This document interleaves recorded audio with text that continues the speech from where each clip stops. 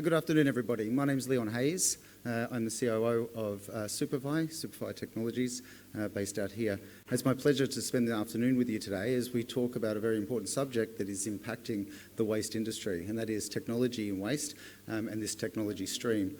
This afternoon we have some really exciting and really in-depth speakers that are joining us from both enterprise and council to give us their insights into different technologies that have been developed, that have been deployed around Australia and beyond.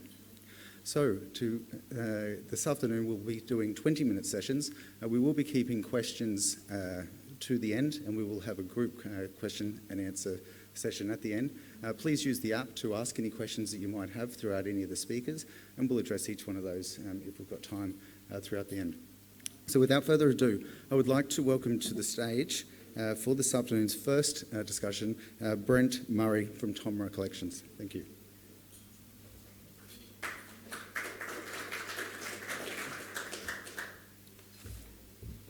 Awesome. Thanks, Leon. Thanks.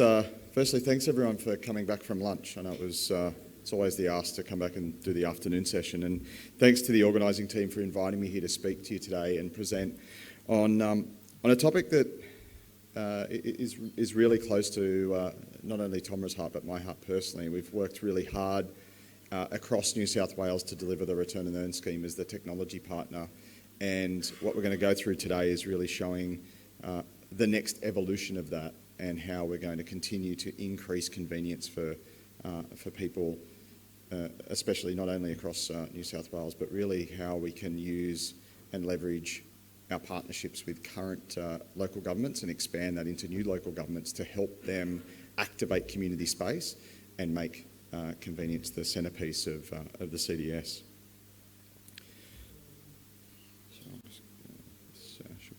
So I'll do a bit of a short history on TOMRA. So TOMRA's story starts in 1972 when our founders, Tora and Peter Plunke, invented the first fully automated reverse vending machine.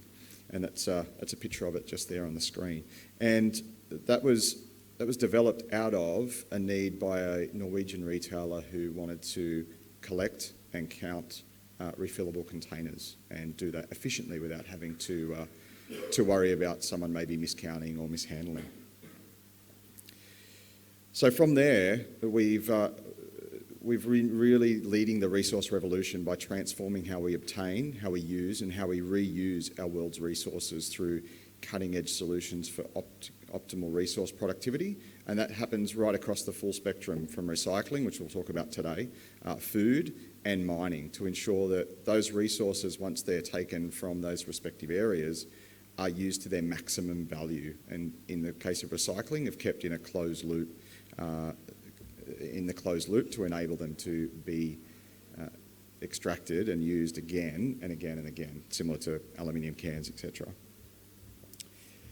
TOMRA Collection is part of the organisation, as I said, which we'll focus on today, and it focuses on the collection of used beverage containers, similar in deposit return schemes, or CRSs, DRSs as they're known globally, and like those that we know here in New South Wales and all the other states in which we operate, being Queensland and WA, and as we all know, we'll be coming to Victoria later this year, and then who knows, I think we heard yesterday that Tasmania is still a bit of an unknown, but that'll happen sometime soon after. So some of the key points on the screen: over 45 billion containers collected each year through TOMRA technology. We have over 80,000 RVMs that operate in over 60 markets, and we have partnerships with retailers, and that expands to over 50,000 stores across the globe. So container deposit schemes in Australia, and we all know about them, they've been in operation for over 40 years, and they all look a little bit different in each state, and different to those over the world, across the globe as well. So we know that we have some that are depot-based, where we've got manual counting schemes like South Australia, and some are very technology-based like here in New South Wales. And then we have others that are blends of both. So we've seen some expansion and changes to the Queensland scheme, where we've introduced RBM kiosks as well. So trying to blend the best of the best.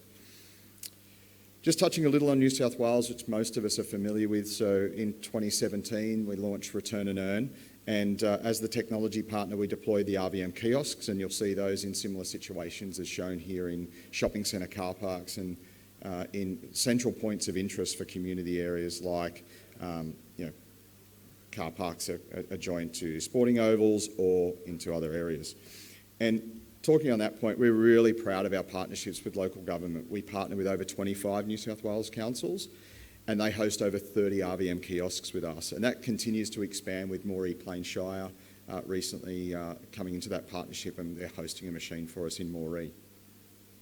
These collection points not only provide a good access for citizens, but they activate that community land that could otherwise be disused. It might not be used all the time. It has peaks and flows, as we know, and for those of us with kids and we take them to sporting events in sporting ovals, etc., they get quite busy on Saturday morning, but for the rest of the week, they're not really that busy. So this helps activate that community land, and also could be a source for those community organisations that operate in those environments to use the reverse vending machine as a way to raise funds for them from their community activities and continue their good work.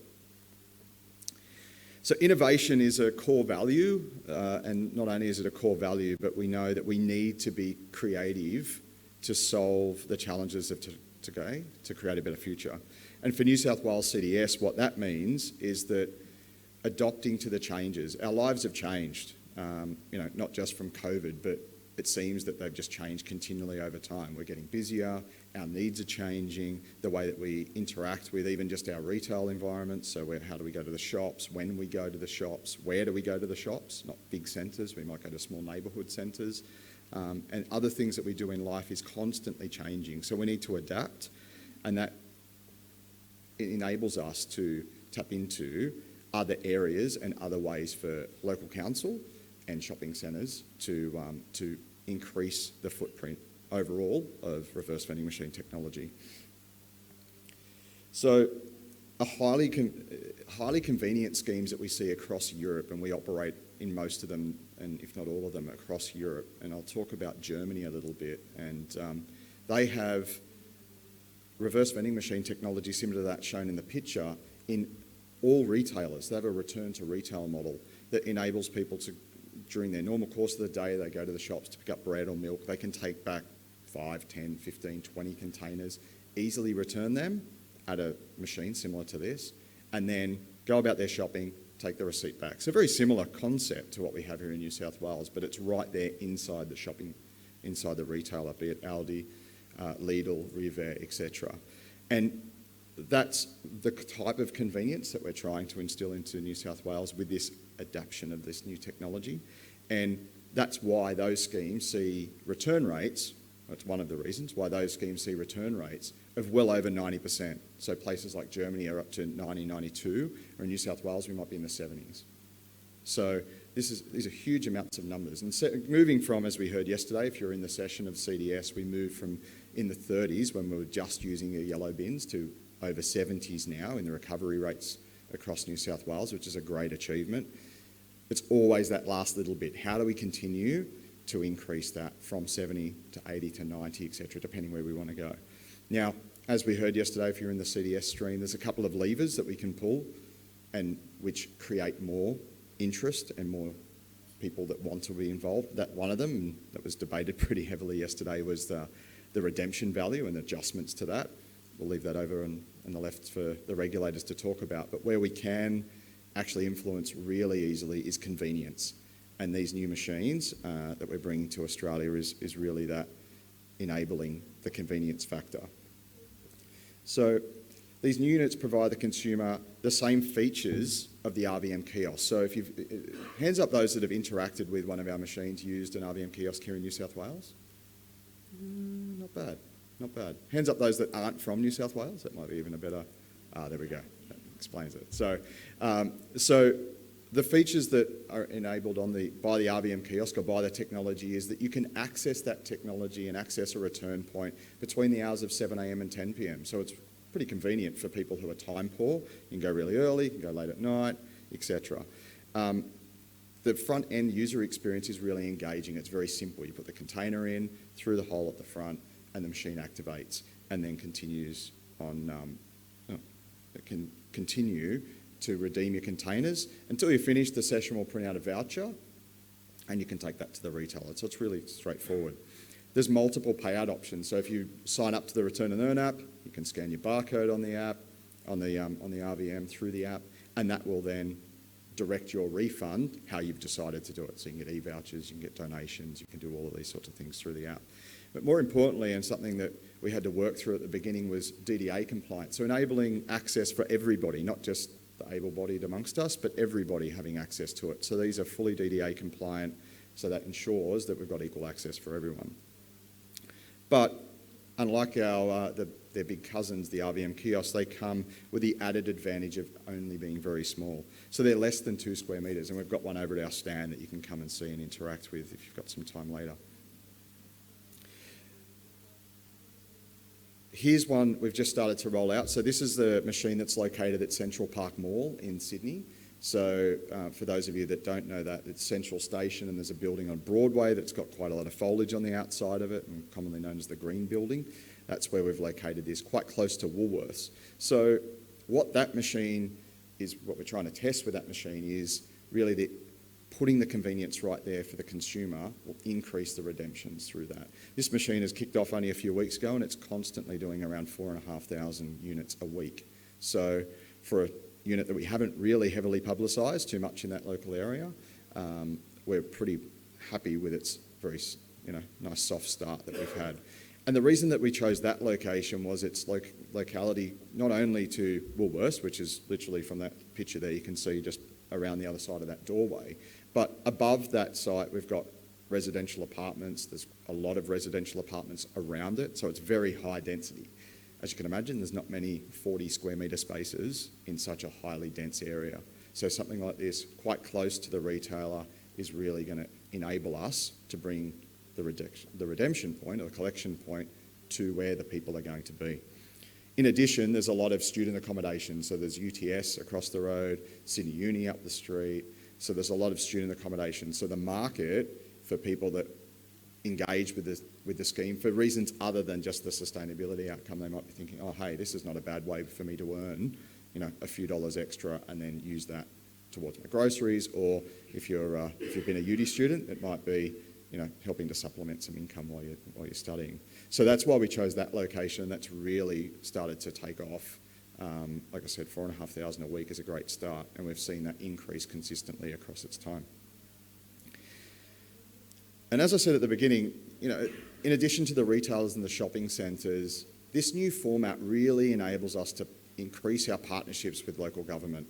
The pictures on the screen are some locations that we could place these units that are constantly visited by citizens across LGAs. So places like aquatic centres that have got large foyer areas and people are consuming beverages, we can capture those containers.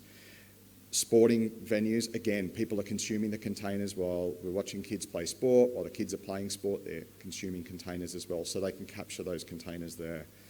Community centres, libraries, the list goes on. I could have filled the slide with many more pictures, but I reach out to all of our local government contacts to say, you can think of places across your LGA where people frequent, and you might have a couple of square metres of space available to place these units to enable people to have more access and better access to the collection points, and help us to increase overall the number of collection points.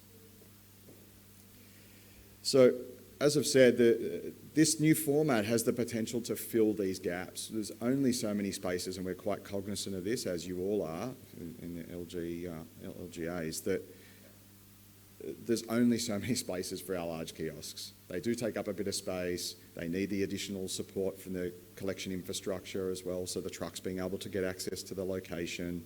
They need that space, they need power requirements, and they need all of those things.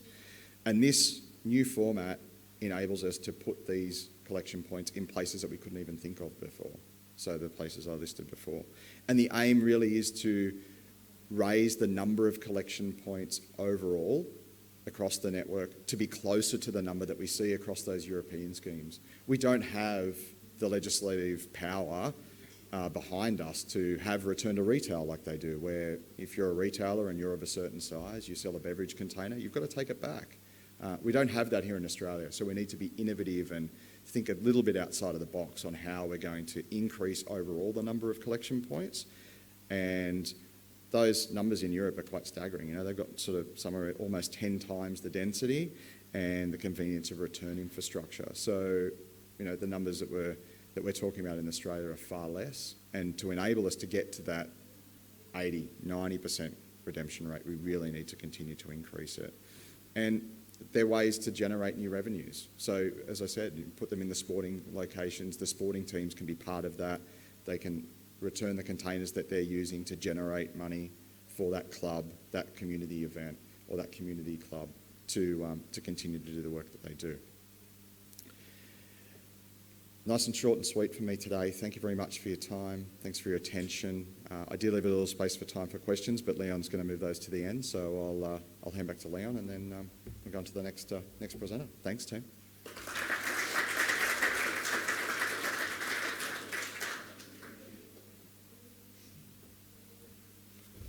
Fantastic, Brent. Thank you very much. Really fascinating to see the things that TOMRA is doing nationally. Good luck in Victoria. Well done there, and we look forward to the proliferation of collection container locations across Australia. All right, so the next two talks are going to be quite interesting. We're going to see two different perceptions or two different visions, potentially, but two different stories around this thing called AI. No doubt you would have been accustomed to hearing about AI in the general community over the past 3 or 4 months, some of you maybe even longer. So it's going to be really interesting to see both from a municipality perspective and from an enterprise perspective how they're using AI to leverage benefits to both the waste industry and Australia as a whole. So to join us firstly is Michael Bates from AMCS Group.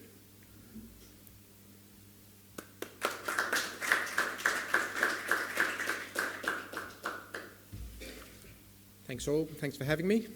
So I'm going to talk a little bit about a new product we have called Vision AI. Now, it's obviously using artificial intelligence to help all of us in the waste and recycling space. For the agenda today, I'll give you a quick overview on who we are, who AMCS is, talk about what about AI and what it's all about, what it can achieve, and then I've got Q&A on the end, but I know that's going to get pushed out to a little later on. So AMCS is a software company, started in 2003 in a little town called Limerick in Ireland, population 95,000. Two guys started in a demountable, affectionately known by locals as Stab City. They not the nicest part of Ireland perhaps, but still. The global head office is still there today because the boss is still there today. I started 5 years ago. At that point, we had 400 staff. Today, we have 1,500 staff, and we've obviously grown dramatically in that period. The core product is, or products are ERPs, and is our enterprise resource planning products for waste and recycling operations. So whether that might be council run or a tier 1 through to a smaller skip bin business. So we have customers with as few as 3 trucks and as many as 4,000 trucks.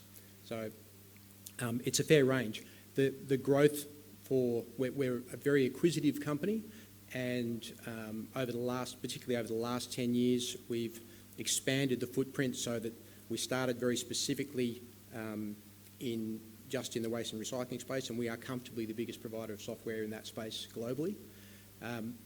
Today we are much more of a sustainability footprint, so we have stuff in the utility space, in ESG, and of course now we've developed a product with artificial intelligence. So AI and how to apply it. So pretty straightforward. Computer vision is a field of artificial science that enables computers and systems to derive meaningful information from digital images. So the camera is just looking at stuff and it's recording what it is. What we can do with artificial intelligence and with machine learning is to teach it to identify and recognise different things in there. And that's done with just a huge volume of data. So typically the quality of your solution is going to be determined by how much data you fed it. So it might be, so we would be in the over 100,000 images having been fed into the system, and we teach the system what it's looking at and what to look for. Is something that continues to evolve with the age of the solution. I'll be interested to hear what the next speaker's got to say about the evolution, because they've been in the space a little bit longer. So the challenge for contamination, obviously, is that you can't rely on drivers to do that for you. Particularly in a municipal environment where they might be doing 1,000, 1,500 lifts a day. You need to be able to automate it at scale, so be able to identify what's happening.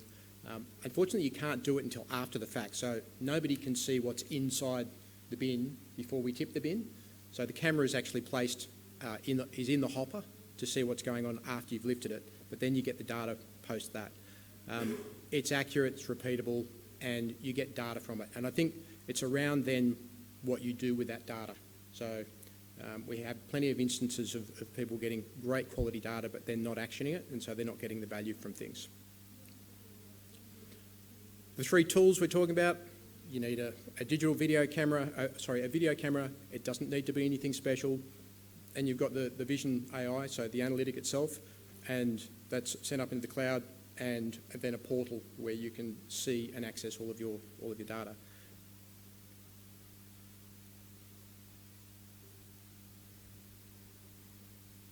Okay. There we go. So, as I've touched on, so we record the hopper contents. We can also record overfilled bins, and but actually the actual lift point. So when the lift sensor is triggered, that will trigger the recording. So you can then tag that to the GPS location and say, this is what was recorded and lifted at this site. Now, in a municipal environment, so we have what we call GPS matching. So if you don't have RFID tags, you can actually match the bin to the nearest customer. That's hard to do in a residential space, to be honest. To do this accurately, you really need to have RFID in a municipal space because, I live in a cul-de-sac and you'll have a row of bins at the end of the cul-de-sac, and if one of those is contaminated, it's not going to know which house that bin has come from. So if it's RFID tagged, then there's an integration there so that we can basically say the contents on that video came from this address, and that allows you to reach out to them. The councils need to know where the contamination is happening. You need to know which customers are contaminating. You need to be able to report on your recycling performance. You need information to drive targeted recycling initiatives. The education programs, I know that we all know that there needs to be more invested into educating. This allows you to do it in a much more targeted way, where you're not just blanket to everyone. You're able to basically go to specific households and say, you've done this. Now, how you action that, whether or not it's a 1, 2, 3 strikes and you stop picking them up, that's not our decision. But there are obviously, it gives you an opportunity to measure that. And then lastly, councils need a KPI dashboard to report and analyse performance, and then see what sort of improvement you're managing to achieve over time.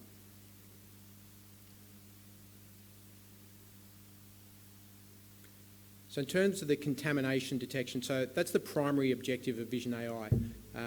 There are other things it can do, but when you're setting it up, you need to basically set the parameters to say exactly what it is you're trying to deal with. So if you're looking at contaminants that are in a cardboard load, for example, then you need to set it up to know that that's what it's looking for, to identify that as being a contaminant. And similar if you're doing commingled. So in each instance, as part of the configuration to set up to know what it's looking for. So the cost of contamination is rising. There's an increasing focus on the space, obviously. Not everybody can go to TOMRA's bins and dispose of it there. We still rely on households and to a lesser extent businesses to be doing the right thing here. We talk about increased costs of landfill disposals, and we're always talking about diversion from landfill. In this instance, if you've got high contamination, then unfortunately you're talking about diversion to landfill.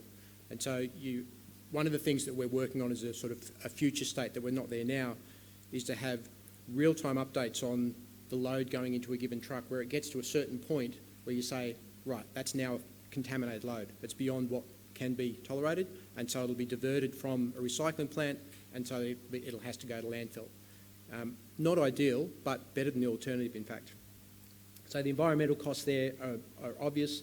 There's increased health and safety issues around for staff, and then just undermining public confidence.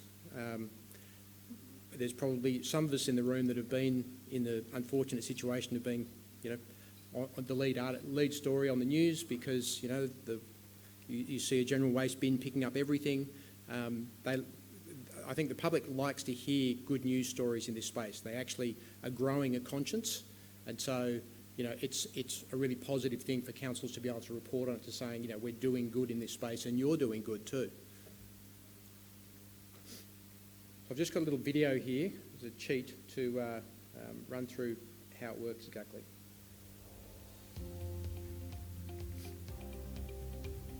Contaminated recyclables are costly, reducing margins and generating safety, service, and environmental headaches.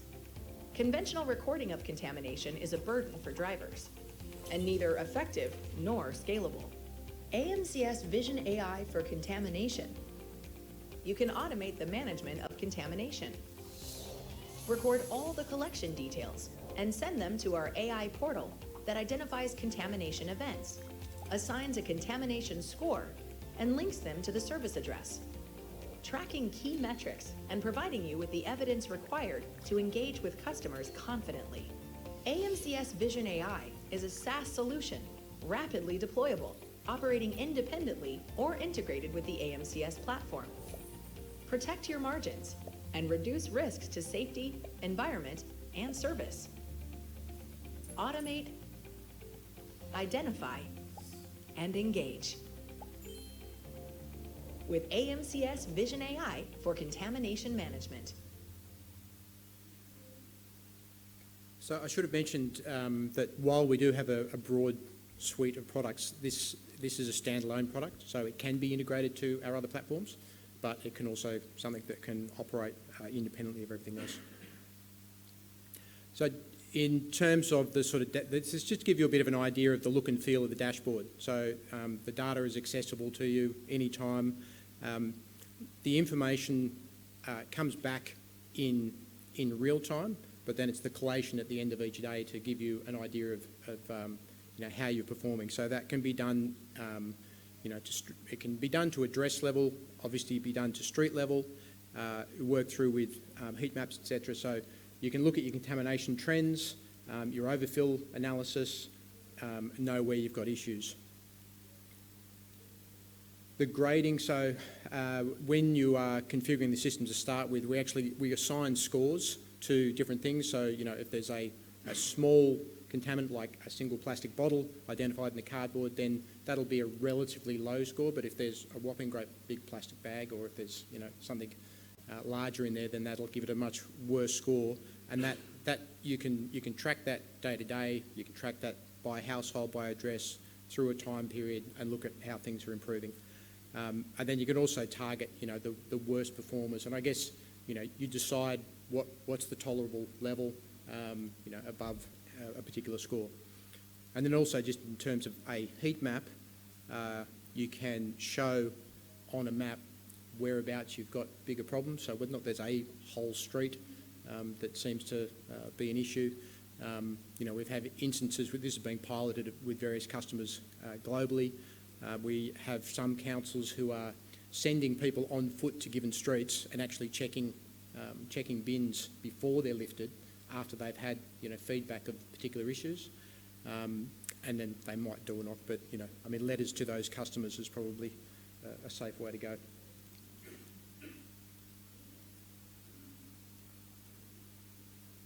And then just in terms of your summary screens, so you can report on. It's like any reporting scheme in any good portal, you can report on almost any aspect of it. You could report on an individual street, the time frame from when to when, etc. And then you can dive into a single customer, probably more appropriate when you're talking about a commercial customer, but you can drill down to see how a particular customer has performed. So if you've got, again, repeat offenders, if you want to see if they're getting better, or you want to be able to demonstrate to them that, you know, this is an ongoing problem and we have evidence. Understanding that you can, I mean, if it comes down to it, you can show them video to support what you're telling them. So if they go, no, that's not me, you do have actually recorded evidence of it. So in terms of the Vision AI, the benefits on the contaminant side of things, as we said, just to reiterate, the reducing your contamination costs, better environmental outcomes, enhancing staff safety, and then the public trust and loyalty piece, I think, good PR. And the other part of it that is used extensively is just the overfill detection. Again, environmental pain points there in that you can obviously have loads tipped all over the street, it's overfull, safety issues there as well, delays in service because you're picking up more than anticipated, you've got to tip more often, and then the financial cost on the collection side or council side. Again, just a short video on the overfill side. Overfills are costly, increasing disposal costs, reducing margins, and generating safety, service, and environmental headaches. Conventional recording of overfills is a burden for drivers and administration, and manual recording processes lead to oversights. AMCS Vision AI automates overfill recording and follow-up actions, leaving drivers to focus on safety and service, while automation deals with the rest. The Vision AI camera records all overfill details, linking them to the service address, and sends them to our AI portal to identify overfills, tracking key metrics, and providing you with the evidence required to engage with customers confidently. AMCS Vision AI is a SaaS solution, rapidly deployable, operating independently or integrated with the AMCS platform. Protect your margins and reduce risks to safety, environment, and customer service. Automate, identify, and engage with AMCS Vision AI for overfill management.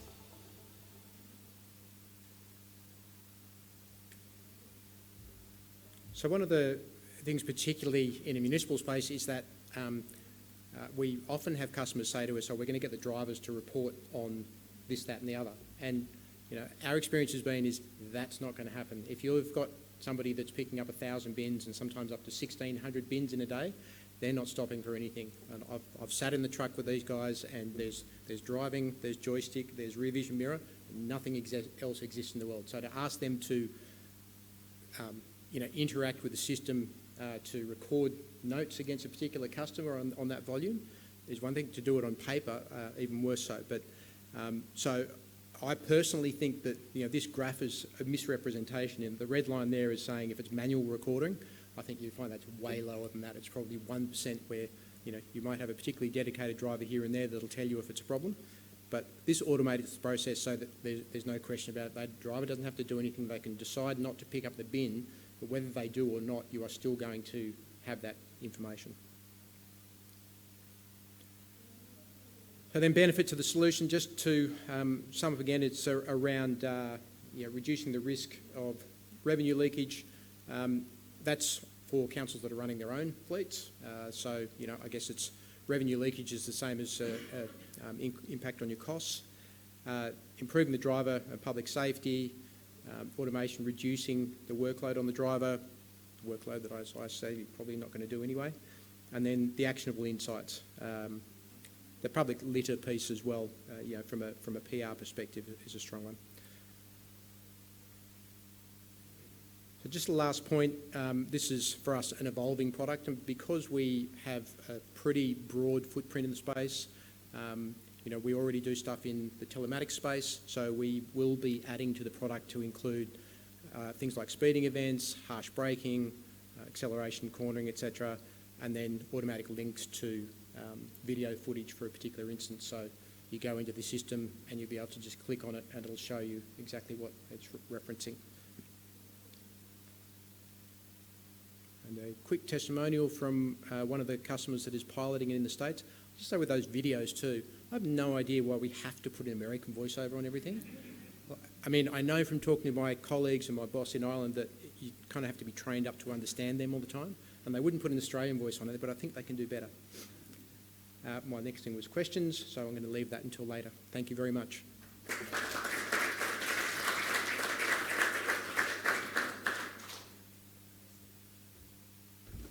Thank you very much, Michael. It was fantastic. You might have to use AI to do a voiceover in Australian accent. So we're now going to change track a little bit. We're going to stay with AI, but we're going to hear from Troy Leedham from the city of Canterbury Bankstown, who's going to talk about his projects that have been working in AI. Look forward to it. Thanks.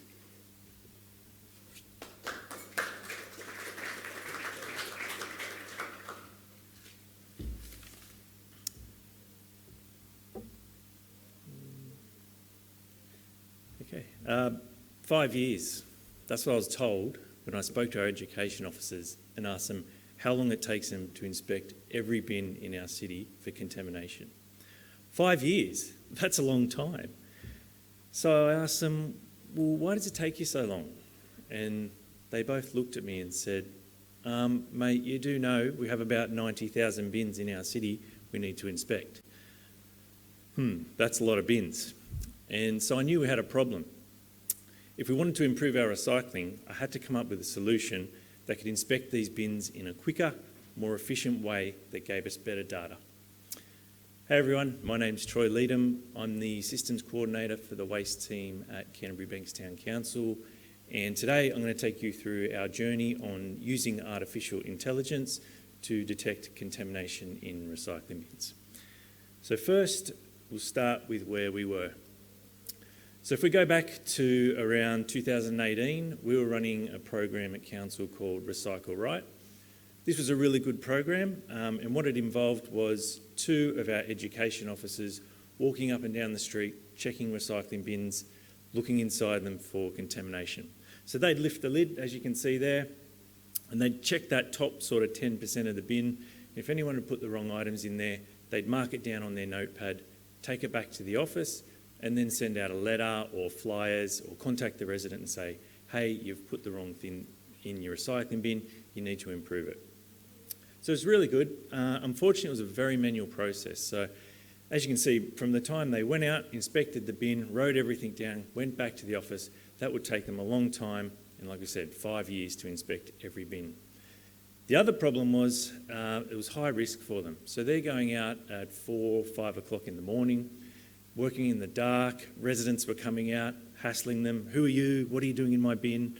They're working around trucks, picking up bins at the same time. There was risk of needle stick injuries, working around cars, zipping in and out of traffic. So in the end, we made the decision that we were going to have to put that inspection program on hold because it was just too big a risk to the officers. This led to contamination being an ongoing issue, and in some suburbs it got up around 30%, so it wasn't great. That obviously led to the outcome of problems with our recycling facilities, so we had contract issues there with our contamination, and some of those loads had to be tipped to landfill. So it wasn't great, and we had to do something about it. So in 2019, we ran a project at Council called Closing the Loop on Waste, which some of you may have heard about. It was a federally funded program, and I think the total amount was around $2.1 million.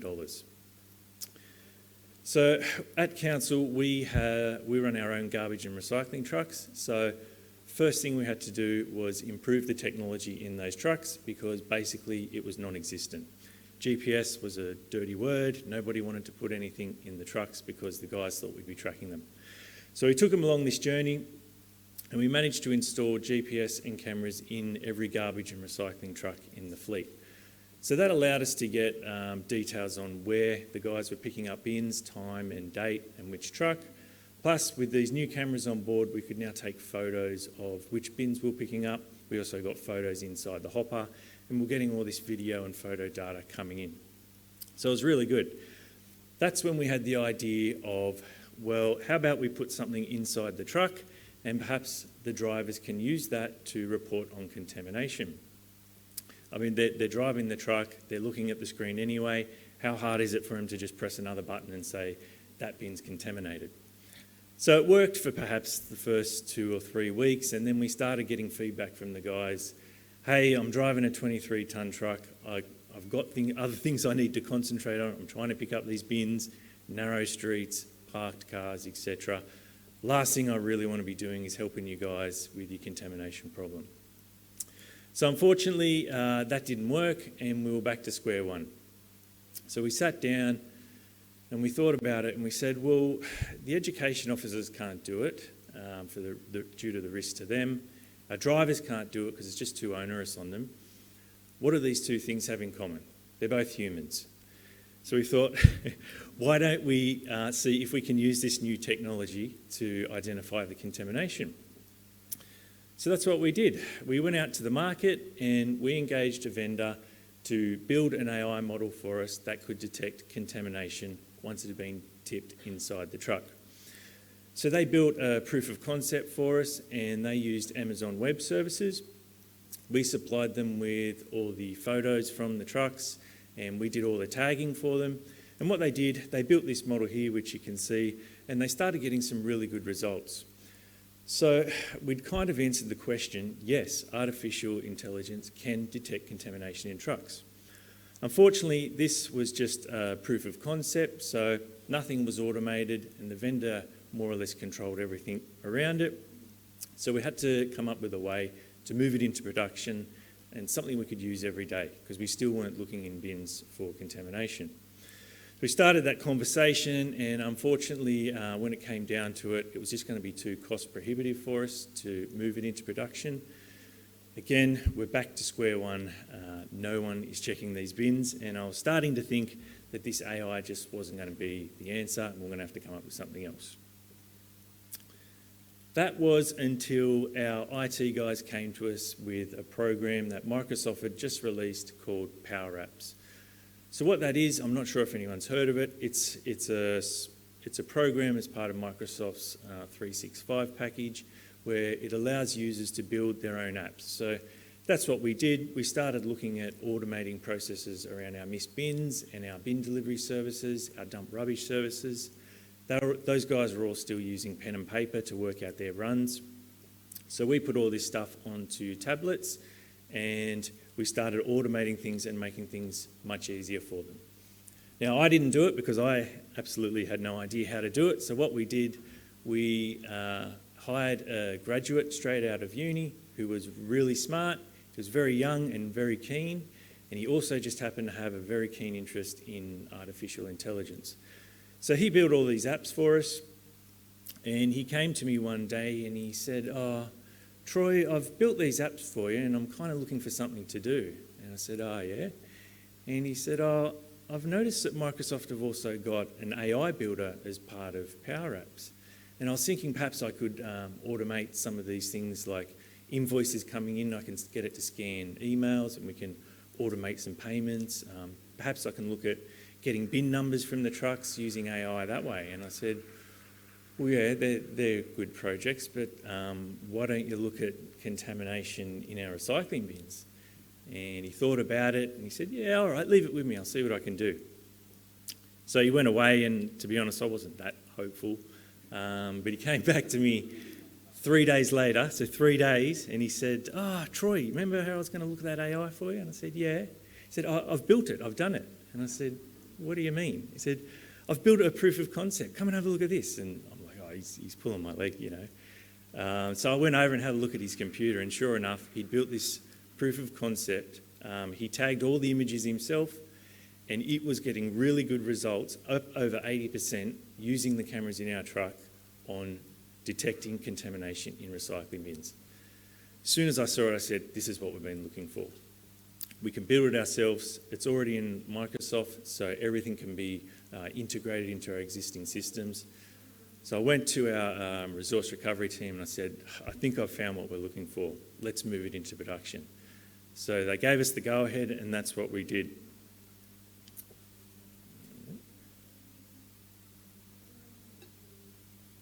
So moving into production, what we had to do, we tagged over 4,000 images. Now, that's probably still not enough images, but that's what we did. We chose 2 categories, and they were the 2 main categories that we were getting in our recycling stream. That was plastic bags and plastic wrap.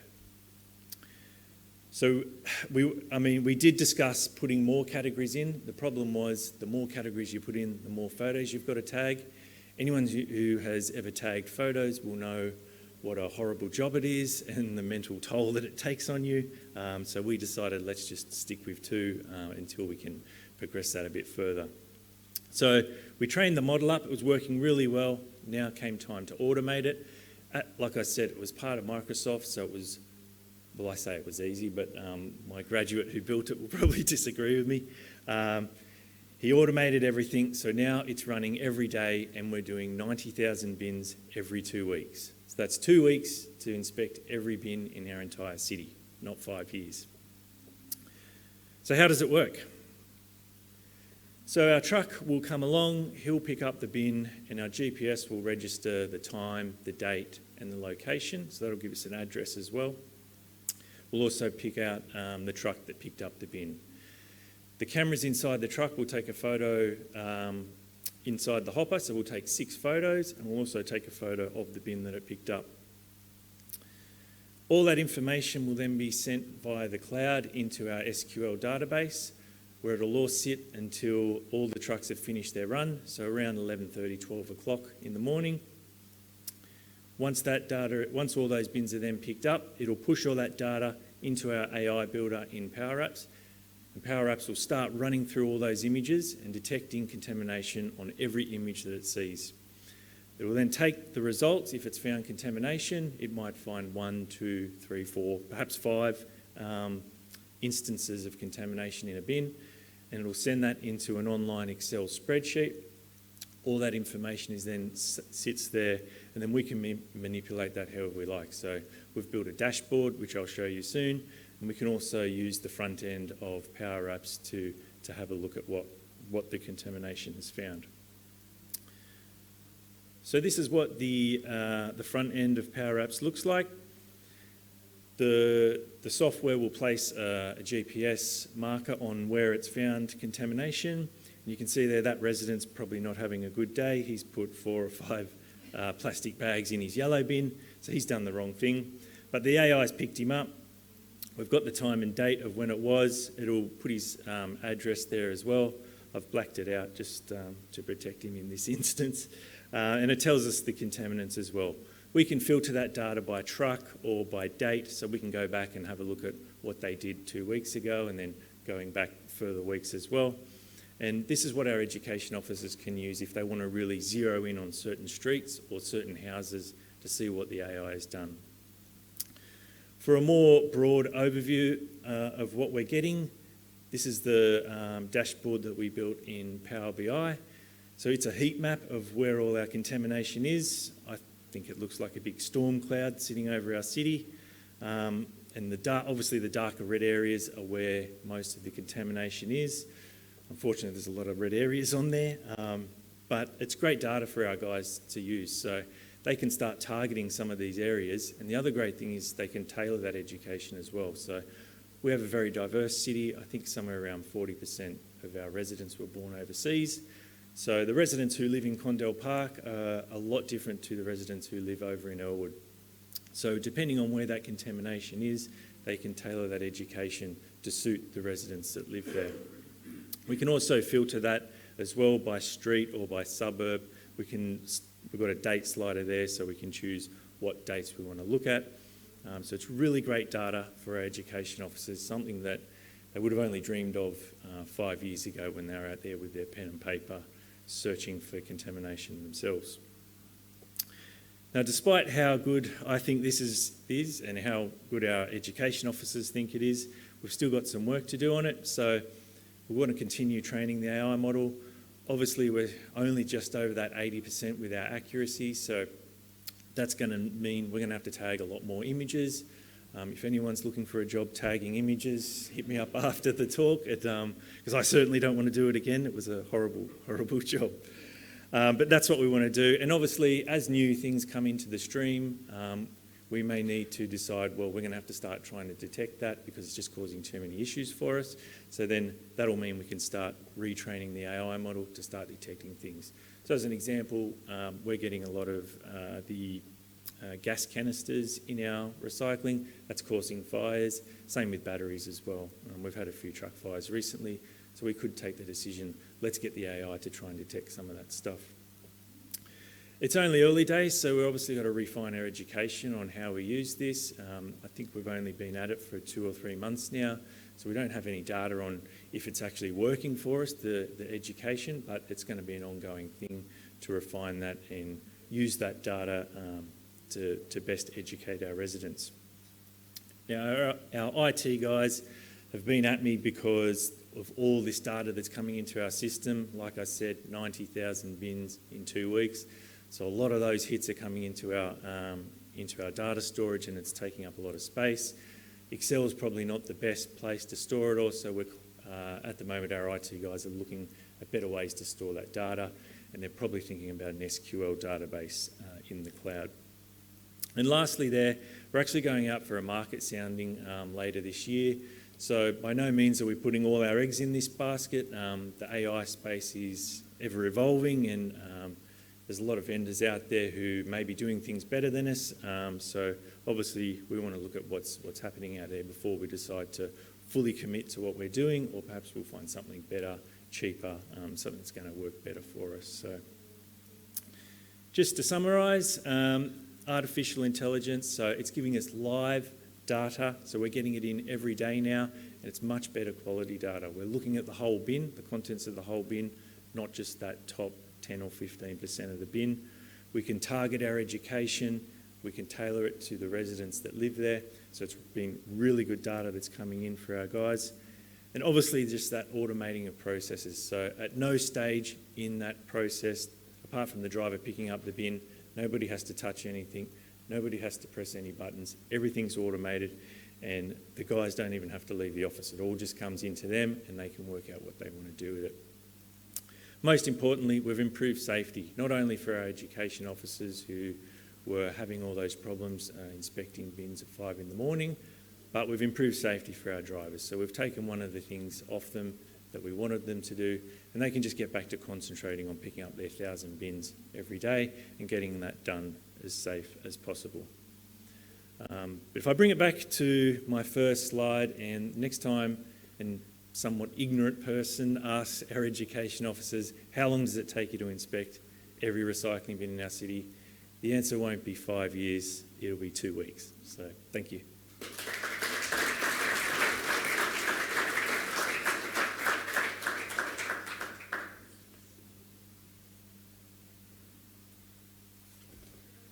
Thank you, Troy. That was absolutely fascinating to see that technology has helped Council evolve the way you do, and good luck with how it progresses. We look forward to hearing about it next year. All right, so we're now going to hear from Krista Hendrickson. Krista joins us from Juno LLC.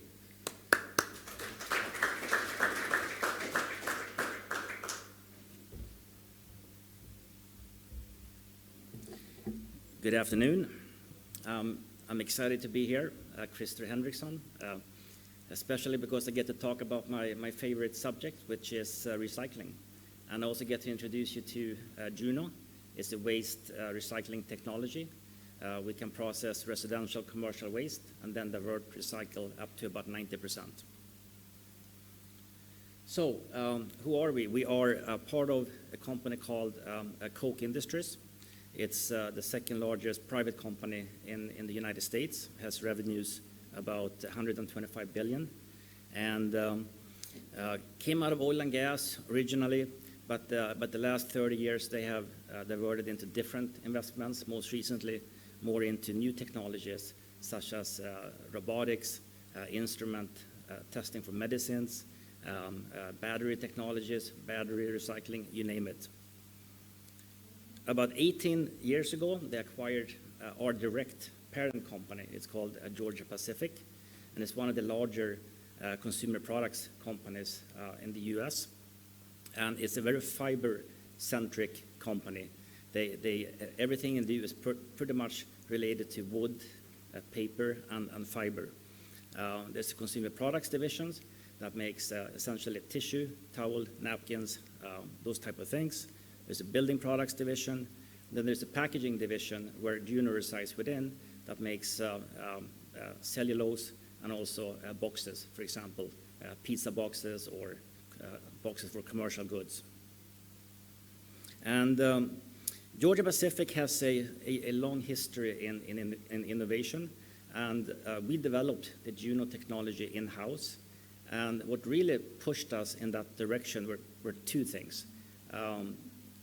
Recycling rates have stagnated, and in the US they are about 65 to about 70%, and they've been like that for at least about 10 years. So we were looking at trying to improve those rates, and the problem is all of the low-hanging fruits have been picked. So the more difficult fiber is ending up in landfills. So we said, let's come up with a technology that can recover fiber in landfills, and that's how we started. And then the second piece is that our customers, we want to help them recycle more, waste less, and help them hit their circular economy and sustainability goals. So what's the problem that we are trying to solve? There's about 2 billion tons per year of waste generated globally. And over the next 30 years, there's going to be another 1.5 billion tons of additional waste coming online. And most of that waste ends up in landfills. And what's frightening is that when you look closely at that waste, most of it could be and should be recovered. For example, paper, high-value plastics, metals, and food. Okay. So let's talk a little bit about Juno. We started in the R&D lab a little bit over 10 years ago. We had an autoclave. There's a picture there on the left of an autoclave system. And we wanted to find a way how we could bring the waste out of the landfill and back into the circular economy. And the autoclave component is important because it helps you sanitize and sterilize all of these materials that you want to recycle. So once we got comfortable with autoclaving, we built a pilot plant down in Savannah in Georgia next to one of our tissue mills. And we ran that pilot plant for about 4 years, processing different kinds of waste. We ran hundreds of trials with all kinds of types of materials, and that fiber we then put back into our tissue products. Eventually, once we got very comfortable with that this was really going to work, we built a plant in Toledo, Oregon, and we picked a great timing. We started building in the beginning of 2020, just when the pandemic hit us, and we finished the construction in April and May in 2021. So you can see the picture there of the plant on the right. So I'm going to show a little video on the next slide and of how the process actually works, and then talk you through it. So the plant has now been running for about 2 years, and we are serving about 5-6 different cities. And we bring in waste to a local transfer station, and this is, like I said earlier, residential, commercial waste. And what we do first, we shred it to a specific size, and just to make sure that it can run through the entire process without any types of upsets. We then bale and wrap it, and we do this specifically for Toledo because we store the waste outside next to our our Juno plant. Then we feed our system. There's no touching of the materials. We essentially just feed it into a rotating autoclave. We call it Junoclave. And this Junoclave is pressurized with steam, and then we cook and sanitize the waste material. And what happens is that the paper products then pulp up inside of the autoclave, and the food breaks down into the liquid phase. So what comes out looks a little bit like brown porridge with a bunch of recyclables in it. Wouldn't recommend any eating it, but that's what it looks like. And this is really where we start our proprietary separation process.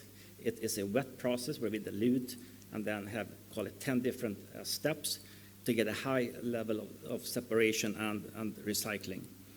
And the larger materials, including the recyclables, we take it to a MRF-like system. So we use, for example, eddy currents to pull out non-ferrous materials like aluminum. Then we use magnets to pull out ferrous metals. And the fiber component, we take it through a paper recycling system, call it a 7-stage cleaning system, where we clean the fiber to the point where you can then use it once more into different types of paper products. So in Toledo, we have a paper machine essentially next door. We make linerboard. We take this liner and we ship it to one of our box plants located in Olympia up in Washington State. And then we make boxes. And it can be any types of boxes. It can be commercial boxes. It can also be just pizza boxes, for example. So this is a little bit what it looks like. You can see the waste on the lower left, the different types of products that can be recovered.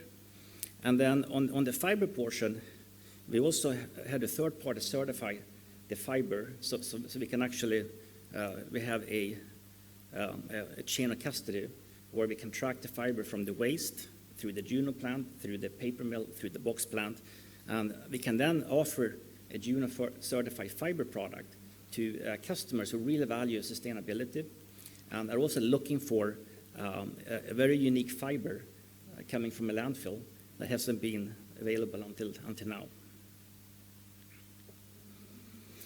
So we feel really good about our plant in Oregon, and we're now looking forward to building our next plant. And we just acquired a site in the UK, and we're planning to kick off engineering, planning, and permitting in the next month or so. And this plant is going to be larger. The one in Oregon has 1 autoclave, and this plant is going to have 4. And what we do is it's a very modular system. So typically we will build 2, 4, 6, or 8 type Junoclave systems.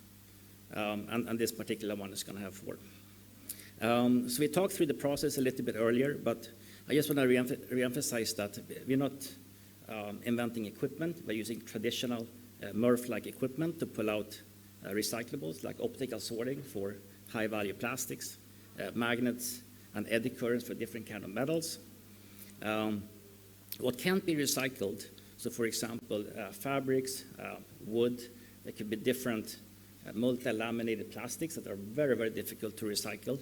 We would take those materials and process them and turn them into an engineered fuel that could then be used for somebody who wants to replace, call it a fossil fuel.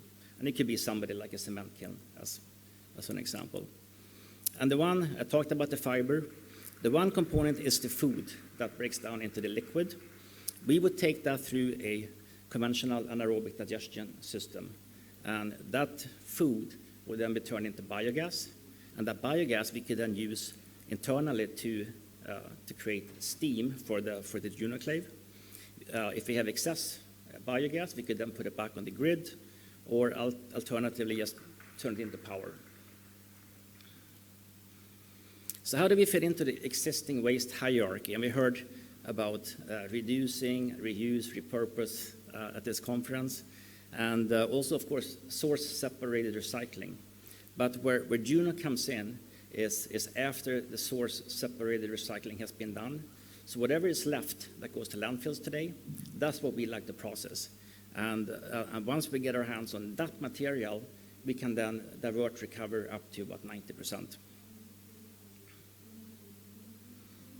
So we are currently working through the carbon footprint portion of it, and this is something that's happening right now, but we got some preliminary numbers. And we're comparing to a landfill, and this is also different in the US versus UK versus Australia, so that's part of why we're trying to generate better numbers. But for every ton of waste that we process, we then divert 1 ton of carbon dioxide out of the atmosphere. So this is like a carbon sink. And the math is on the right-hand side. You see that red bar. So this is where we have some transportation of the waste to the Juno plant. We also have to generate the steam, and we also need some power, right? And then we get all of these benefits. So we get the benefits from the paper, from the food, and from the metals, and that gets us to that 1 ton benefit. So what does that mean? So for a plant that's 300,000 tons, that's 300,000 tons of carbon reduction. So you could offset a lot of cell phone charging. But I think the important one, is the third one. So this would also be equivalent to about 350,000 acres of forest land, the amount that forest will sequester every year. And 350,000 acres, it's not quite as large as Sydney, but it's pretty close. So how do we fit into the existing waste infrastructure? And first of all, you have to be reliable. This plant has to work every day, around the clock, 7 days a week. And so we have now been running flat out for about 5 quarters. And we are producing between 60, on an annualized rate, we are between 60 and 70,000 tons. So that's our plant in Oregon. And we're running up times of about 90%. So when we design the next plant, we got to look at this data. And of course, you gotta think about holidays, weekends, and I hear there's a lot of rain events here as well, so we have to factor that in somehow. The other part is maybe even more important, that you have to give something back to the community. And so we are in this city. It's a very small city. It's a very rural area. They have a very low diversion rate in the low 20s. And it's one of the lowest. It was one of the lowest in the state. So once we turn on Juno, we increased that diversion rate by about 3 times. And now they are in the 60s. So they are one of the highest in the state, if maybe not the highest. So this could be really beneficial to local cities as far as improving their diversion rate. We also have had an incredible amount of support from the citizens and the local community.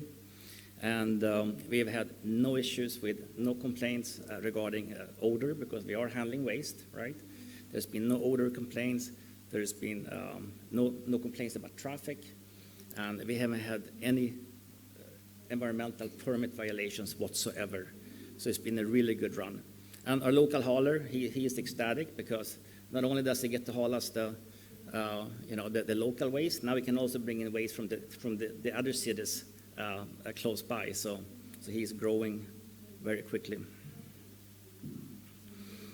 And we also have to be able to run all kinds of waste, because I think every city has a different recycling system. Some recycle more, some recycle less.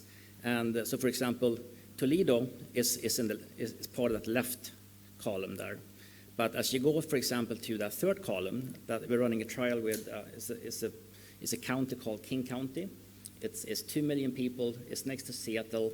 They generate 800,000 tons of waste. The landfill is going to fill up in 10 years, and they are looking for these kind of solutions. So they already have a very high diversion rate of over 50%. And then on the right side, we have, that's actually Eugene. It's a university town. It's about 400,000 people. And they have a high diversion rate, and they also do food recycling. And so what's important for us, it doesn't matter if the community is doing food recycling or not.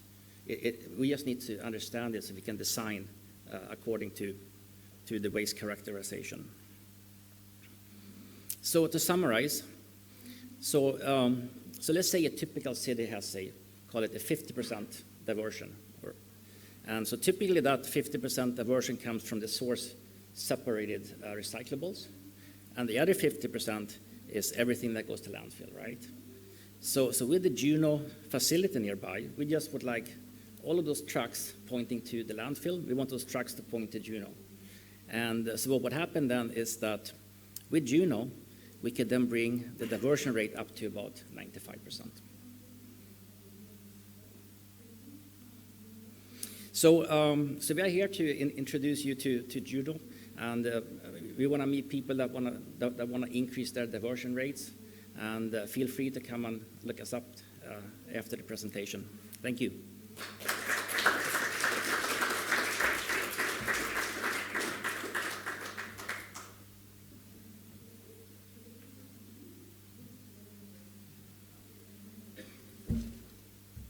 Thank you very much. Great presentation and very insightful. Now I'd like to hand over to Eric Paulson. Eric is from CMAC Technologies and will be here to discuss with us today viable plastics film recycling.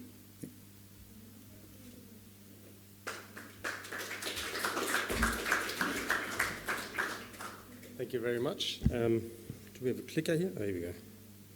It's a clicker. Thank you very much for the opportunity to talk today about plastic film recycling. That's what I want to focus on with this presentation. And it's probably topical, very topical process. We're about the technology piece, and it's exciting. Technology can do a lot of things in this space, but someone's got to pay for the technology at the same time, as well as we've got to have a market generation out of this. So my presentation is also going to touch that base, just to build a background picture, and I'll try to get into more detail of that technology. But first of all, just our little plug. So CMAC Technologies, we focus on resource recovery, machinery and recycling out of Europe, predominantly Germany, Austria and Italy. And we do sensor-based sorting, plastics washing, plastics recycling, repalletizing, shredding, granulating, and screening, wind sifting, ballistic separations, baling materials. And we combine those technologies into turnkey facilities, various applications, etc. So with well-known brands from Europe, as you can see here. We're based in Melbourne, and the company CMAC Technologies are founded now in 2017, so it's our 7th year now. Quite happy that we actually got that far with this, but I've been doing this for almost 20 years now, so not necessarily new. Anyhow, we'll go to the next one. So a bit hard to read here for myself, to be honest, to pick on this, but what I'm trying to say here is we've got challenges in Australia for the plastics recycling. And in essence, is where we're currently at is that from all plastics, we're probably just recovering about 14%. And 14%, this is the data that we had from the latest reports from the Blue Environment that was commissioned for the national report there, 2020 data, 2021. And that 14% is not recycling necessarily all of it, that's recovery, right? So it's including some waste to energy generation and some other things. So it's not a lot in all the terms of things, and that, to be honest, I think also is probably a little bit optimistic still in the data overall of what we see, because we're not capturing everything here. Focus strongly on the low-hanging fruits, where there's a lot of material, where there's a lot of automation in the process and the manufacturing in order to get materials. Well, that sits in the packaging, because they have short life cycles, quite automated. We have local on-ground, onshore manufacturing capabilities to actually reprocess materials. We're producing a lot of packaging here locally, as opposed to other materials, for example, longevity items or long lifetime items. Those are the lowest hanging fruit. We are currently talking about, so this is in the packaging space. Packaging space, we seem to be averaging around 18%. So also not a lot, really, as an overall. So we have some failed targets on what the voluntary APCO scheme, co-regulated scheme wanted to do. They want to do 50% by 2025. We're probably not going to get to that because we're way short of that. We have, by type of applications, by type of polymer, we have some leading technologies or leading polymers, the PET, which we know is for the bottle recycling at 22%. From there on downwards, we go to HDP, LDP, and polypropylene. All of these are not necessarily great stories apart from the PET, because the numbers are not in the same product to product. HDP is not going at 12% back into HDP, it's going to other applications. There is investments and there's new plants being built to increase that, but it's not going to make a major huge shifts in these numbers. LDPE is before consumer, is back of store type collection recycling that drives those numbers up, and polypropylene goes to plant pots. So a lot of other sort of secondary applications that go into it. So we're not really closing the loop as we want to go from a circularity perspective here that well, to be honest. What do we need? And this is credit to Andrew Smith from Pack Recycling. I saw his presentation. I really liked it because it just sort of what I was trying to say. It just combined those two slides. So thanks to Andrew. I'll just I won't take the credit for it. That's his from the Pack Group. We need 4 key components. We need raw material availability at a consistent level. That raw material has to be accessible somewhat at higher levels, and it has to be relatively consistent across the board. So we've got to collect it, sort it, separate it somehow. We need a recycling infrastructure and the capabilities to recycle that material. So to actually get it back to an in-feed stock level capability that meets specifications for secondary process. That needs technical ability, physical infrastructure, and consistent converting the material into high-end value products. That's a fair bit of cost involved in that. We need then manufacturing platforms to take that material and actually reprocess it back into new materials. And that's why I'm coming back to the packaging, because we have a relatively large infrastructure in Australia for that one. But nonetheless, we can't just replace virgin for virgin. In many cases, we need to adapt the technology that's existing to be able to take recycling content, because it behaves differently than virgin type material. Well, and the most important thing is we need a demand creation. Somebody needs to take one of that material and then pay for that. And when I say pay for that, it's not paying same or less than virgin type materials or virgin polymer in feedstocks. We actually got to pay more for it. It costs more to make it. And that's where it's actually at in Europe. For recycled content, the recycled virgin at high level actually trades at probably up 20 to 40% above virgin costs now, because of the demand being created by the regulation around it, as well as brand owners pushing that and the tax incentives. We don't have that here. For us, it's still unless we have a specific pull for a certain material, recycled material always people want to buy it for lower cost than the virgin for replacement. So we have a problem. One of the examples is the PET economy, why it doesn't work to some extent with the 22%, even though it's not where we want to be, but it works to some extent. It's because we've got multiple drivers in that space. We've got the consumer pressure. We've got demand from brand owners because they actually realize and listen to that. They want to be able to have a social license to put the product into the consumer's hands. We have a system to collect it consistently. We have a collection and curbside collection. And that material has an inherent value. It's actually usable in other applications again as well. We have a landfill levy that also drives and gives an extra bonus on top of that. Then we have export bans to stop material leaking out of the country. We have a proven recycling technology, so those things, for the PET specifically, we can reprocess, re-extrude, and decontaminate the material. And then we have advanced manufacturing platform locally, again, as I mentioned, that actually can use that material back into it. We have national packaging targets underpinning that. And of course, there was government funding to subsidize some of these large capital investments that have been done recently in the country. Okay, so as I said, we can recycle it. Technology can do a lot of things these days, and we can actually get to quite a good outcome. But we've got costs in the chain overall. So if we look at the overall life cycle of a material, so we've got a crude oil feedstock, then we need to go through the actual refining process, the polymerization or the monomer, generating a monomer, then the polymerization out of that, then we're generating compounds as feedstocks for plastics, then we make products, then it goes to a waste product. And now we're trying to reuse or recover it. So obviously the cheapest is reuse, but we're not talking about that part. The next cheapest is mechanical recycling. So sorting it and remelting it and repalletizing it is always the cheaper way to go about it.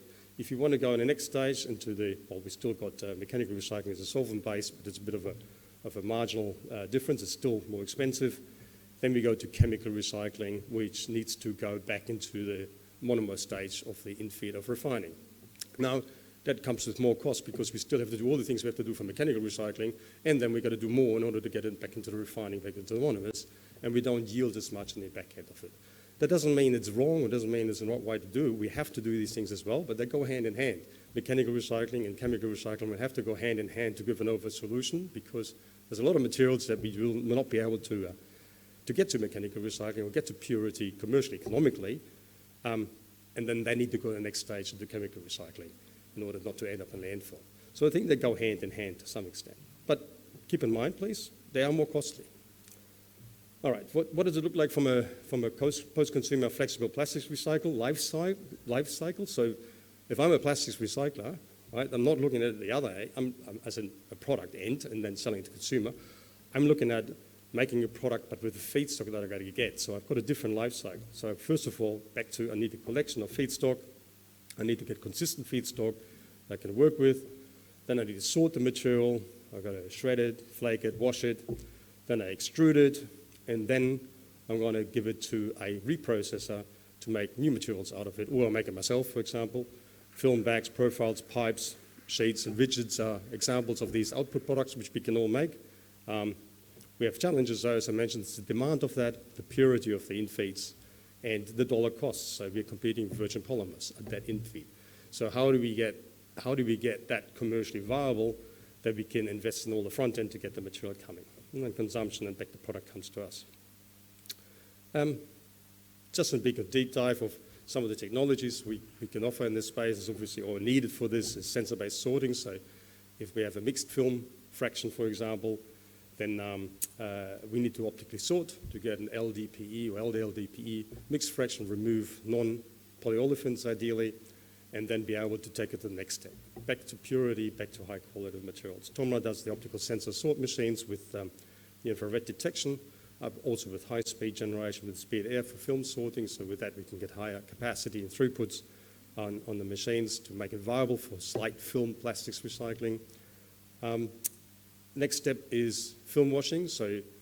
And we've got to think about these machines. This is large infrastructure. This is not just a small box that sits somewhere. This is large plants, and that needs to have aggregates. Coming back to the economies of scale, is we need to have sufficient aggregates to be able to justify the investments and justify the offtake in the back end. So typical wash plant consists of feeding, a pre-shredding system, an optical sort system, as I mentioned before. Then we have a pre-washing process, a wet grinding process. Separation is a float sink separation to drop out contaminants out of the material. Mechanical drying, thermal drying, and then goes to extrusion. Very high level, but as you can see, there's a fair bit of gear in that one. Next stage would be the plastics extrusion. So we work with ARIMA from Austria as a world market leader for repalletizing plastics. And the typical process of the material is running through a preconditioning unit, then melting, melt filtration, degassing, removing volatiles of the melt, and then palletizing the product. And then for high-end applications, more and more we use the refresher in the back-end application to condition the material to remove volatiles, residual smelts and gases, so the product can actually then go back used into consumer-type applications, including also the RHDPE, so food-grade approved recycled content for milk bottles. That's also done with the refresher. Now I'm going to go a bit more deep dive into extrusion technology. I just wonder who has seen extruder or knows an extruder works here. Can you put your hands up, please? Okay. So I'm going to go a bit of a deep dive. I hope I'm not going to lose you or bore you too much with this, but I'm going to try to not make it too confusing then. Post-consumer. So for post-consumer in this context also includes industrial consumption. So let's say a supermarket type material that we can use. So from a terminology, there's actually a difference in Europe. So if a European says to you post-consumer, he means post-consumer as in household as well as post-industrial. So meaning supermarket back of store type material. Whilst we don't call it that necessarily here. So sometimes I've seen there's some confusion coming along there. But what do we want out of the product? We want, of course, to replace virgin as much as possible. So in terms of its behavior and pre-processing capacity. And we want it to be as clear as possible from the color. We want the lowest defect levels for mechanical properties and aesthetics. And we want no smell on it. Seems natural that we want that, but it's actually not that hard to get sometimes. Supermarket film, what do they have? They have various contaminations in the process. So characteristics of that is they are combined of large film plastics, stretch film or wrap pellets from that. They have a high variety of humidity. They've got contaminations in it, such as paper labels, up to 3%, wood dust, etc. Obviously, all of that ends up, if we just directly recycle it back through the melt, and we need to get rid of it as much as possible. So the REMA process does it through a combined stepping of various processes in this extrusion, starting with the preconditioning unit, which is like a large blender, pretty much, chops the material in the unit, and then force feeds it into the extruder screw with a counter-current technology. Important for a good quality outcome at the back end of that is that we have a good cutting, we have the heat, the homogenization of the material, we have a drying process, we have compacting, buffering, and dosing. All of these things happen in that preconditioning unit. The counter-current technology on the Interrema generation, which is started in 2014, roughly in 2014 it was, has taken that typical existing previous technology standard to a wider operating window to allow more moisture and more contamination. So if you look at the operating window in the middle on the right-hand side, typically there was a peak of where we had stable processing capabilities. That's been much further widened due to the fact that the countercurrent technology runs and force feeds material much better into an extruder than previous technologies. Important for us, again, is gentle mixing as well. So when we talk about extrusion, we don't want to destroy the material too much. We want to gentle melting. We need to not put too much energy into it to generate too much radicals or degraded materials out of the polymers. It just has to be very short and effective melt up to be able to filter the product, then degas it and pelletize it afterwards. So the melting process is a very short section in the ARIMA extruder, and therefore paper contaminants out of that supermarket film, for example, doesn't get carbonized. So in the carbonization of paper, you get a little smell. It smells very burned. So as we're not burning the material, we don't really get that bad smell out of it.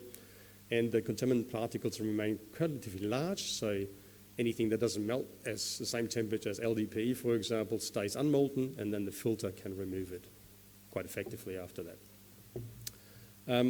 Filtration, of course, is a very key, important part about the process, and that's achieved with a ARIMA laser filter, which handles up to 4% contamination with a continuous discharge of the material. So basic laser filter, it's called that because it's got tiny little lasered holes into a disc, a special shape, and scrapers that consistently scrape the contamination away from those holes and bring it to the outside of the machine. And that enables to run these materials directly through a pelletizing process. Supermarket film or back of store type material as an example here. I just want to show this from Europe. There's a company called Rex. Just came and talked to them about a week or 2 weeks ago, I think, roughly. I found it quite interesting because they are achieving very good outcomes with what they're doing in their pelletizing. So they're using back of store type supermarket materials and getting very high yields back into stretch and shrink type material, shrink type films. So in shrink, they were going up to 80% for I think around about 20 micron, which is quite a high challenge to achieve that. They're actually a packaging manufacturer themselves, out of Holland, and they're set up together with another partner in Kosovo, a company called Rex. And they basically collect back of store type materials, run it through a deep sorting process, then wash it and repelletize it.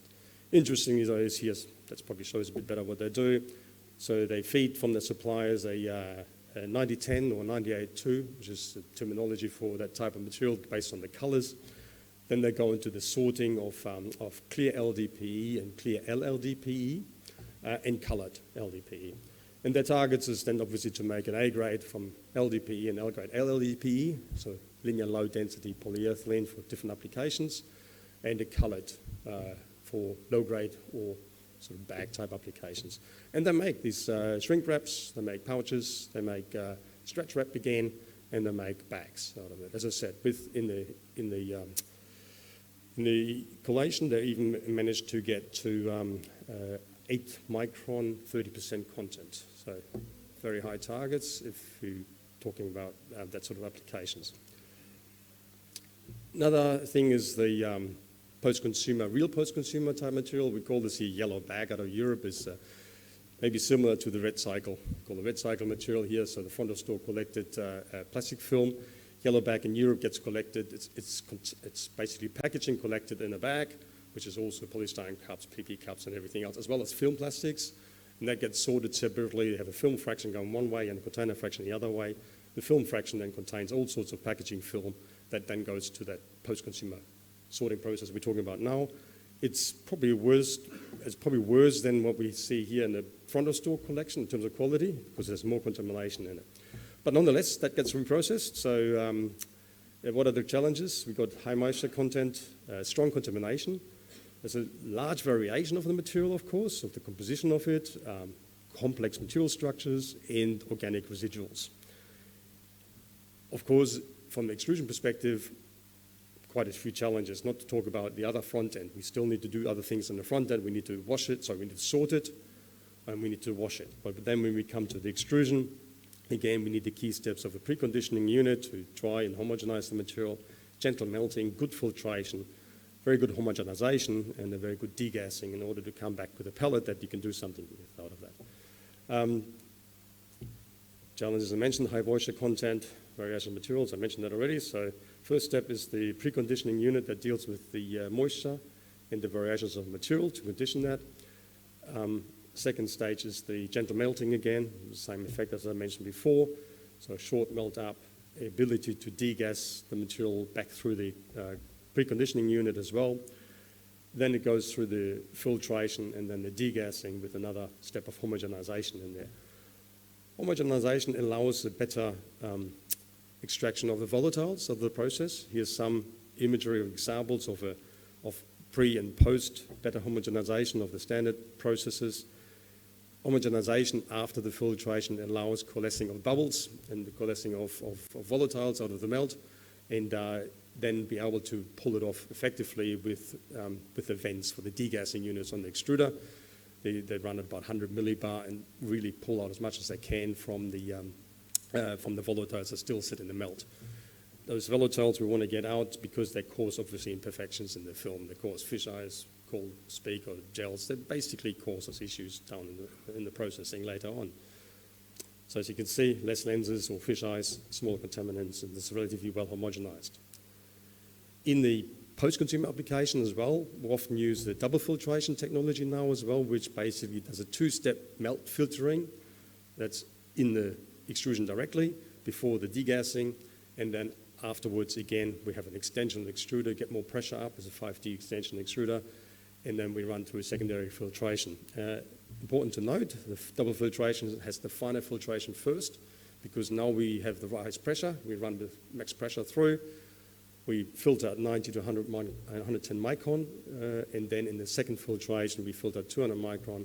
We build less pressure. We have less pressure build-up, less volatile generation at the back end, etc., and we allow the capturing of gels, of materials that otherwise causes problems down the stream.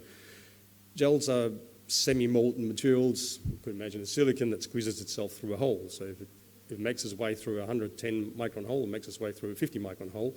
If you put enough pressure behind it, it'll just squeeze through. So in order to capture that, we run it at lower pressure differentials and lower speeds, so they just get stuck on filter meshes, and then we can get them out of the process much better.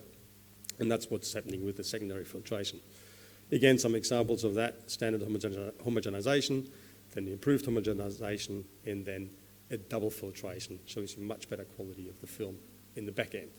So these are then getting us to close to virgin type replacement pellets that people can actually use, and they can actually use consistently in their secondary processing or even making new products without having breakages of the bubble in the blown film process or other issues later on. For example, if you want to do stretch, you've got to have a film that has a certain elongation capability without tearing and so forth and so forth. So we've got to be able to fulfill all these material characteristics anyway to get back into plastics. So that gives a bit of the background. I do have a little bag of samples here. If somebody wants to look and touch and feel these things, there's some here, a little Bible I've got here. Can't give them out to you, but you can touch and feel and come and see me afterwards. So that was a quick of a deep dive into extrusion. Thank you.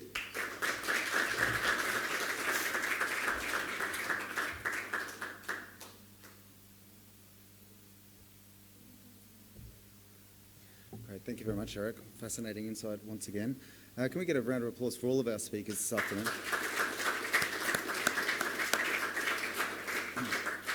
To see these experts deliver their presentations, fascinating to see, and thank you very much. And so we're now going to hand over to the audience. I know there was a couple of questions that came through during some of the presentations. We've got a hand up at the back. So what we'll do is leave one microphone here at the front for our speakers, can get handed to them, and then we'll have a roving microphone for all of you to ask questions. So the first question that came through was regarding price for the TOMRA machines. So if you'd just like to talk about the commercial viability of the machines for councils, Brent, that'd be appreciated. Sure.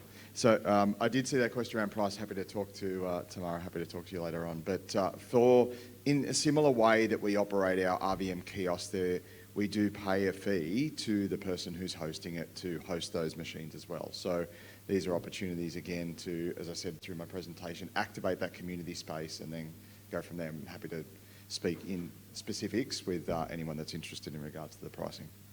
Fantastic. Thanks. Second question is regarding the AMCS technology and about ensuring, or how does the AMCS AI system work in preventing or stopping the truck from continuing?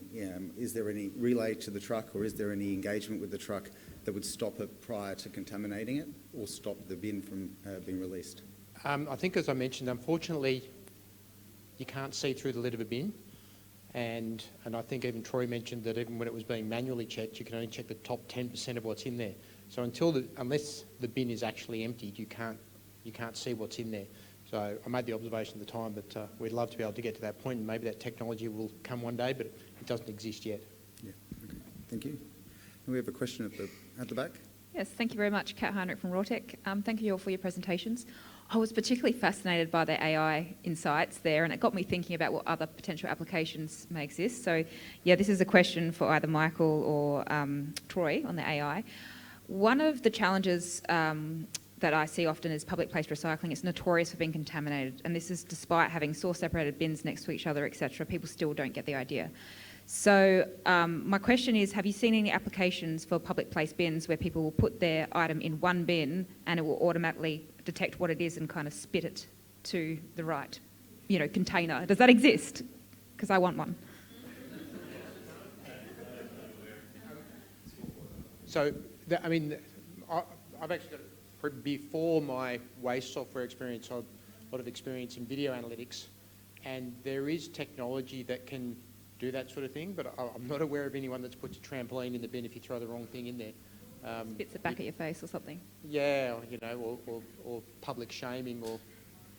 No, I'm sorry, I don't think it exists.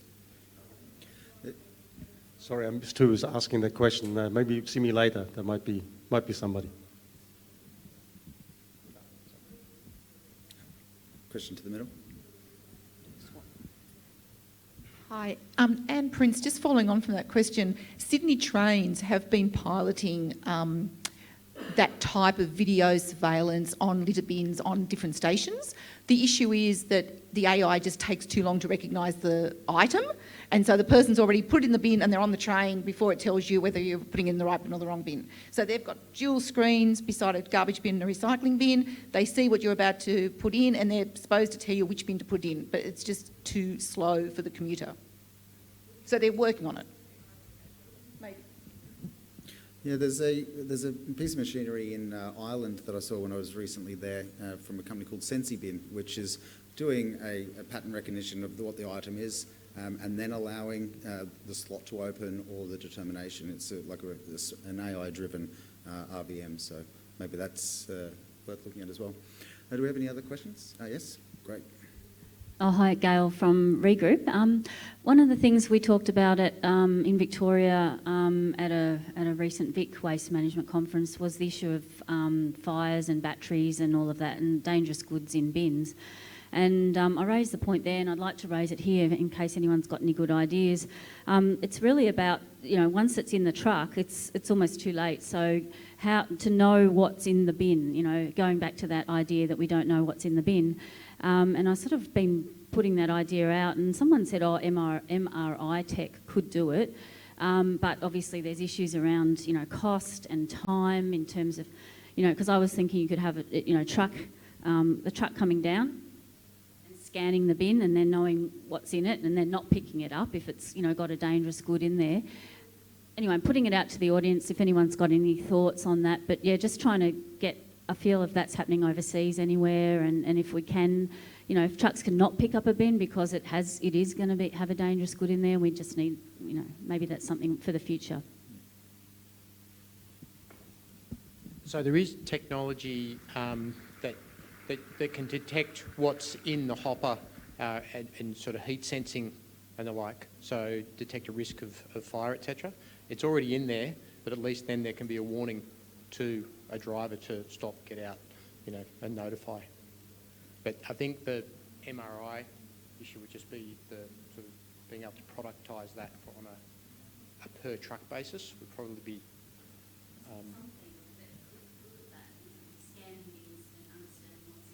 Yeah, I think from an AI perspective, you know, if there was enough attention yet being paid to really being paid to waste and recycling, the using ChatGPT and the like on this, if somebody turns their attention to that, then it will be almost limitless.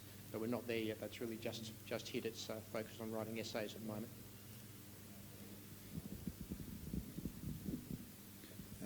Question in the back. Yeah, hi, Simon from Excel Environmental. I just want to direct this one to Troy with the system that his team's built. It looks like a fantastic solution, and it was great to hear about how you solved it in different ways. I'm just wondering, is it just used in your council, and if so, what are the sort of barriers or opportunities for rolling it out to different councils across? Yeah, I'm not aware of any other councils who are doing it. Barriers to sharing it with other councils. Microsoft does have some restrictions on how you can share that model. But in saying that, I mean, we could probably work out a way to do it. But yeah, we could definitely share it with other councils, show them how we did it. We're open to sharing everything, so yeah. Yeah, Penrith have contacted us about it because they're looking at some of those things in that space. We're also doing a lot of rubbish as well. So there's a lot going on in that space, and yeah, some councils have contacted us. So, like I said, I'm happy to share with what we're doing. It's not a secret. So. Hello, Helen. I've got a question for Eric. Wonderful, Eric. Thank you so much for being in Australia. We appreciate your expertise, global knowledge and understanding. I've got a question for you around what are the stimulus measures that support the kinds of significant investments that you've indicated. Clearly there's a couple of companies, businesses that are investing and buying the kit that you have exhibited or presented here. What sort of businesses are they, and what are the sorts of stimulus measures you would think we would need to see more of that happen in this country? Thanks. Thanks, Alan. Look, that's a hard question, but I mean, obviously we all have an opinion, and it's not up to us to make that happen. In principle, though, I think I was trying to make the point that we need a demand generation. So, coming back to the sample of Rex, that Rex is replacing LLDPE in the feedstock, which as a virgin type material trades, they're telling me that you can buy it at €1,200 a tonne for a virgin type pellet, and they were getting €1,500 a tonne for it. Okay, so the point is it's more expensive than virgin, but people want it. They can't make enough of it because it's a demand-driven situation now. Now, how do we get to this demand-driven situation? I think there's not just only one answer. There's multiple answers that have to fit into each economy. And economies are very different in Australia than Europe. But having said all that, we'll still think generate a mandate or some sort of regulatory key that allows taxes, non-use of recycled content. Otherwise, we keep trying to push the material effectively shit up the hill, and it'll keep rolling down. Right? We need to keep it up there, and we only do that by putting value to it. So if we create value to it and generate value, so if we are able to actually generate a playing field that has value or allows the value to stay within that playing field, then industry will automatically invest. They will invest, they will want to do it, they'll have to have the recycling content in it to be able to have a social license for their product. So they're happy, they're sitting there waiting to do it, but they can't do it if they're getting undercut by people that don't do it or get undercut by imports or various other things. So in order to actually have this as a level playing field for industry to operate in, we need everybody to be looked at the same way. And that's what Europe does. It taxes at import, and if it comes into Europe, it taxes at that point or a generation. So we need to generate something as a level playing field. And that's obviously not in us. That's up to the regulating and the governments to do those things. But until we actually manage to do something like that, we will continue to do only little piecemeal solutions. Now, our customers currently, there's a very good situation so far with industry going ahead and investing on their own bet. Some of them have grants, some of them do it without grants. So I really take my hat off to those innovators, and they're leading the way because of the passion for the environment, and they want to create, and they see the demand coming in the future. But having said that, two things happening is one is they can't do it as well and as broad because they're fighting cheaper cost. And the other thing is, of course, if I subsidize and I have a heavy industrial investment, well, if I'm the second guy who wants to do it, I can't afford to if I don't get the subsidies because I'm competing with a much lower. So I've got to spend much more to get the same outcome of that. So we still have a distorted market. I think we will still carry on with, we'll shift our numbers slightly up a few percent of what I showed you before. But unless we get a clarity around the level playing field for everybody to compete on the same conditions, we're not going to move the dial in a large place. Sorry, I hope that answered a little bit. Hi, Sergio Puente from SMEC. I have a question for Christer. He explained that the autoclave technology releases all the material very mixed and the organic fraction very cooked. Can you expand a little bit more on how you, at that moment, you separate the fiber from the food component? Yeah, so inside of the autoclave, so the food cooks down into the liquid phase. It basically breaks down, it solubilizes into the liquid phase. So when we do our separation and recovery and recycling, we take the fiber portion and the liquids, including the food, in one direction. We then extract the fiber component from that liquid, including the food. And we clean up the fiber component to the point where you can then reuse the fiber for packaging, for example. So then what you have left is this liquid with this food component.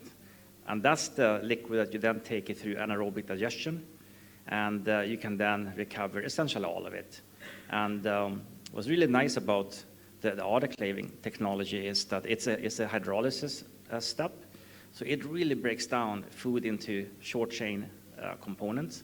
So then when you divert it into, or when you convert it into biogas, what we are seeing is that you're getting 90% plus conversion rates, which for those of you who know about food, food and anaerobic digestion, that's very, very high conversion rate.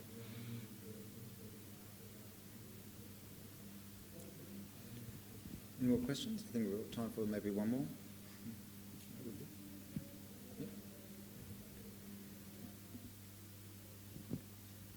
Hi, Sebastian from Marinda in Melbourne.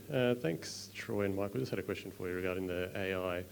So I can see there's a bit of work required for the initial kind of operational setup in terms of going through about 4,000 images to get 80% accuracy. How much do you think it will take to get to close to 100%? And then the second part, perhaps more for you, Michael. Would it be potentially in the future be something that you could just buy off the shelf that already has like a library of images built in, so you don't have to spend that time initially to set that up?